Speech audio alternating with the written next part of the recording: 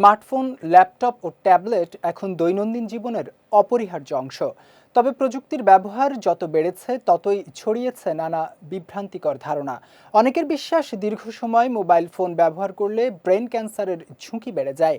আবার মাথা ব্যথা হলেই অনেকে ব্রেন টিউমারের আশঙ্কা করেন। তবে বিশেষজ্ঞরা বলছেন এসব ধারণার বেশিরভাগই বৈজ্ঞানিক তথ্যের সঙ্গে সামঞ্জস্যপূর্ণ নয়। হিন্দুস্তান টাইমসের এক প্রতিবেদনে ভারতের বিশেষজ্ঞ নিউরোলজিস্ট ডাক্তার প্রবীণ গুপ্ত জানিয়েছেন, স্মার্টফোন বা ল্যাপটপ থেকে নির্গত নন আয়োনাইজিং রেডিয়েশনের সঙ্গে ব্রেন ক্যান্সারের কোনো প্রমাণিত সম্পর্ক নেই।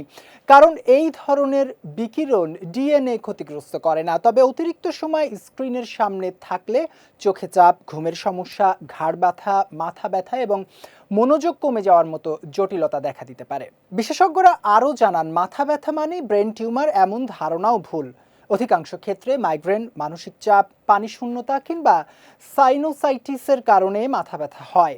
তবে যদি সকালে ঘুম থেকে ওঠার পর ব্যথা বেড়ে যায়, বমি, খিঁচুনি, দৃষ্টিশক্তির সমস্যা বা আচরণে পরিবর্তন দেখা দেয়, তাহলে দ্রুত চিকিৎসকের পরামর্শ নেওয়া জরুরি। আরেকটি প্রচলিত ভুল ধারণা হলো ব্রেন টিউমার শুধু বয়স্কদের রোগ।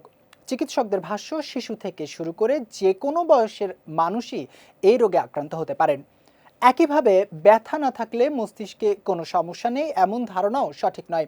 কারণ মস্তিষ্কে ব্যথা অনুভবের রিসেপ্টর না থাকায় অনেক ক্ষেত্রে টিউমারের লক্ষণ শুরুতে মাথা ব্যথা ছাড়াই প্রকাশ পায়।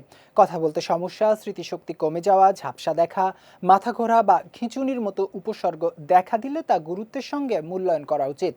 বিশেষজ্ঞদের পরামর্শ, অযথা রেডিয়েশন ভীতি না বাড়িয়ে স্বাস্থ্যকর জীবনযাপনে গুরুত্ব দিতে হবে। পর্যাপ্ত ঘুম, নিয়মিত ব্যায়াম, উচ্চ রক্তচাপ ও ডায়াবেটিক্স নিয়ন্ত্রণে রাখা এবং দীর্ঘদিন স্নায়বিক সমস্যা থাকলে দ্রুত নিউরোলজিস্টের পরামর্শ নেয়াই মস্তিষ্ক সুস্থ রাখার কার্যকর উপায়।